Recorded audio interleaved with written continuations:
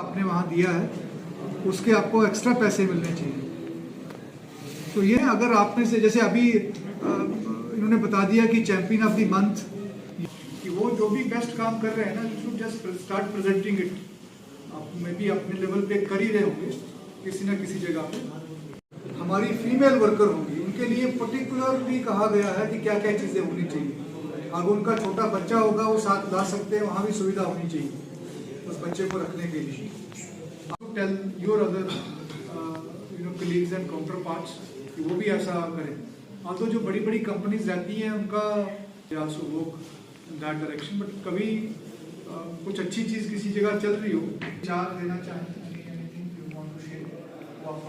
हमारे labour officer या labour inspector या इंस्पेक्टर ऑफ फैक्ट्रीज भी हैं, आपको भी जानकारी होगी।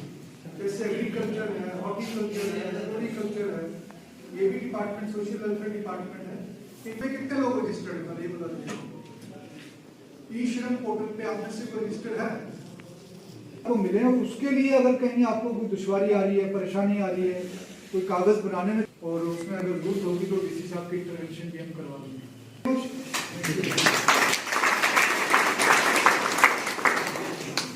और थैंक यू सो मच आप सबका जो यहाँ पे आए।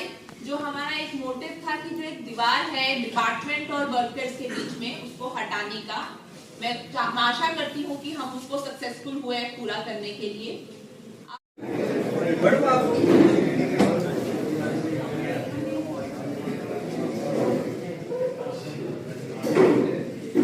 डिस्ट्रिक्ट सांबा में आज हमने एक इंटरेक्टिव सेशन रखा था, जिसमें जो डिफरेंट एम्प्लॉयर्स हैं फैक्ट्री साइड से और एम्प्लॉयज़ जो हैं वो सभी को हमने आज यहाँ पे बुलाया था।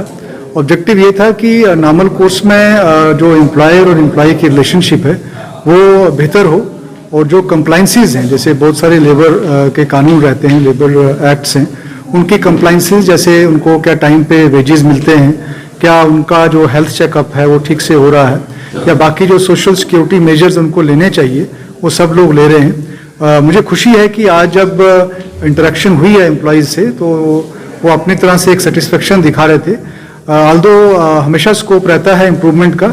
हमने जो उनके एचआर मैनेजर्स या जो यहाँ पर उनके रिप्रेजेंटेटिव्स आए थे एम्प्लॉयर साइड से, उनको रिक्वेस्ट किया है कि जहाँ जहाँ भी इम्प्रूवमेंट की ज़रूरत है, अगर वो कहीं एक्स्ट्रा काम करवा रहे हैं, उससे ज़्यादा टाइम दे रहे हैं वो काम करने में, उनको वो टाइम जो चार्जेस उनके जिस तरह से भी उनका डिसाइडेड है वो उसको देना चाहिए।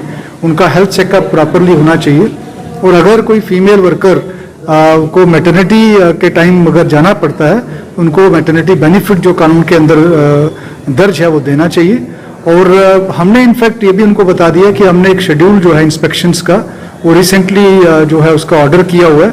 डिफरेंट फैक्ट्रीज में हमारी टीम्स जाएंगी और इंश्योर करेंगी कि वो जो भी कंप्लाइंसेस हमें चाहिए हैं कानून के हिसाब से वो वहाँ पर हों, और जहाँ नहीं होंगी, अगर तो बहुत ग्रेव वहाँ पे परेशानी होगी तो हम उसके खिलाफ जो कानूनी कार्रवाई है वो करेंगे। अदरवाइज हमारी कोशिश ये रहेगी कि हम उसको फैसिलिटेट करवाएं और कंप्लाइंस करवाएं। इशू ये रहता है कि जो हमारा ऑर्गेनाइज या अनऑर्गेनाइज सेक्टर है, उसमें हमने देखा है कि जितनी भी स्कीम्स हैं, जैसे building and other construction workers welfare board की तरफ से चाहे कोई पढ़ाई की स्कीम है या मैटरनिटी की स्कीम है या फ्यूनरल की जो असिस्टेंस दी जाती है, हम ये ग्राउंड लेवल पे ये भी देखते हैं कि क्या वो वाकई में डिस्पर्समेंट हो रही है, जो भी एक जेन्युइन बेनिफिशियरी है उसको मिल रही है। उसके अलावा बहुत सारी पेंशन स्कीम्स हैं जो गवर्नमेंट ऑफ इंडिया की तरफ से हैं, तो हमारी ये भी कोशिश है कि हम इन लोगों को अवेयर भी करें कि अपना जो फ्यूचर है उसको आप सिक्योर करें और उस पेंशन स्कीम में भी